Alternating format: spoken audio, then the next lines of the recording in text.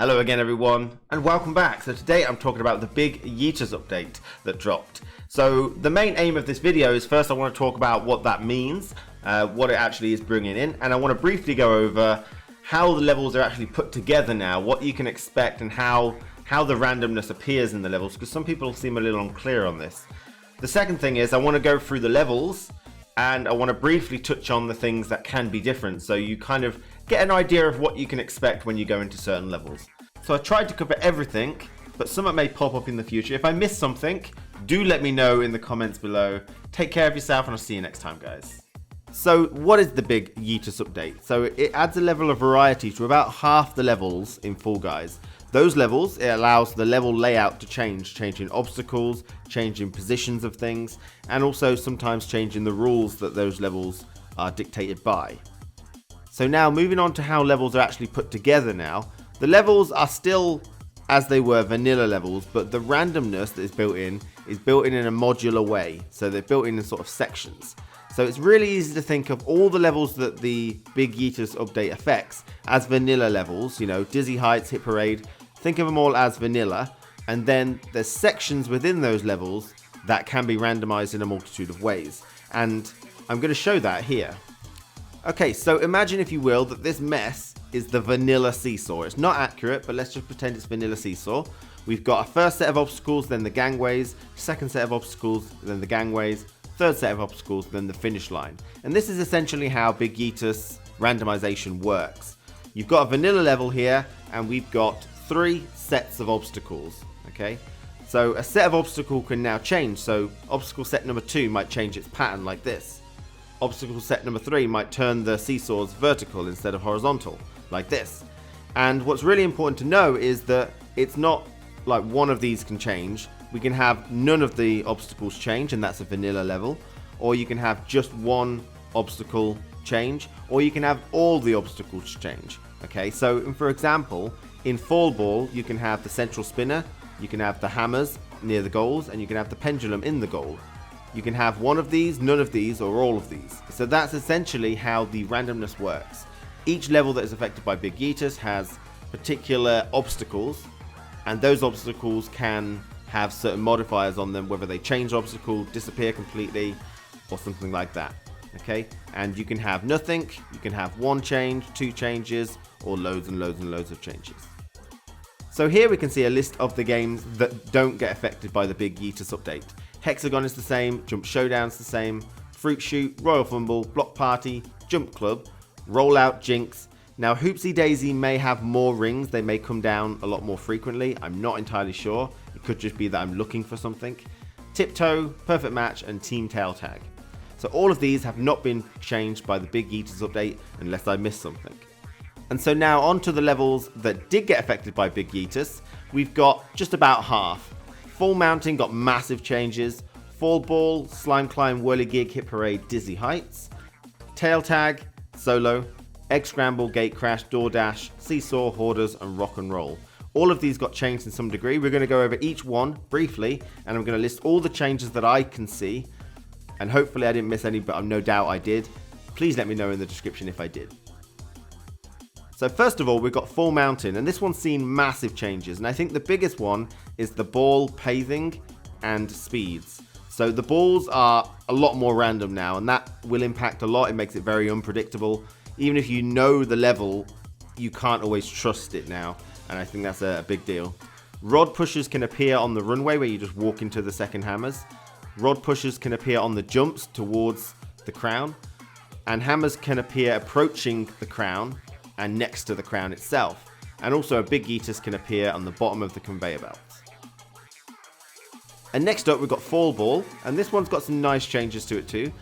First of all, pendulums can appear in the goals, and this is mirrored if it happens. It happens for both players if it appears. Hammers on either side of the goal, much like Egg Scramble, again appears for both players if it happens. You can get a central rotating belt that stops you headbutting the ball so easily. Sometimes you can get 4 balls in play instead of just 2. And a new ball can spawn, which is the banana, which is not a ball, but it is, which is an interesting one. So a lot has changed on Fall Ball, and honestly I kind of like it. Adds a different dynamic. Next up, Slime Climb. We've got The pusher times, all the pushers can have wildly different timings now, which is going to throw a lot of people off. The ball speeds when they're firing out the cannon down the first ramp, they seem a bit faster now. But also, not only that, is that sometimes they're not balls and they're logs that you see from Fruit Shoot. Okay, that particular fruit log. The hammer speeds, they can speed up a lot now. I used to do like a hammer skip, but sometimes the hammer is too fast and you can't really do it. So the hammer speed is affecting Slime Climb quite a bit. And hammers on the final stretch instead of the rod pushers. Sometimes you can get hammers there which can knock you off a little differently and you have to approach them very differently. So next up is Whirlygig, and first of all, the direction of all the spinners and windmills can be different. Okay, so they don't always follow the same sort of pattern. Hammers instead of the bounce pads at the beginning. You can get a sideways hammer at the first conveyor belt, so that can knock you off the conveyor belt. Hammers instead of nothing before the second conveyor belt. Normally, after that little bit in the picture you can see, you've just got to run a little bit, but sometimes you can get hammers there now. And also a Big Yeetus can appear as well. On Hit Parade, we've got pendulums on the balance beams, hammers instead of spinners, Whirlygig rods that spin around instead of spinners. You can get vertical pendulums towards the end instead of horizontal pendulums. They've also eliminated the side safe zone on the rod pushers if you get them, but also hammers can appear on the final Slime Climb as well, and a Big Yeetus can appear in this level as well. Next up we've got Dizzy Heights, and in this one, first of all, the random direction of the rotating belts. I think sometimes it gets mirrored. I don't think they're all just completely random, but I do think sometimes it gets mirrored.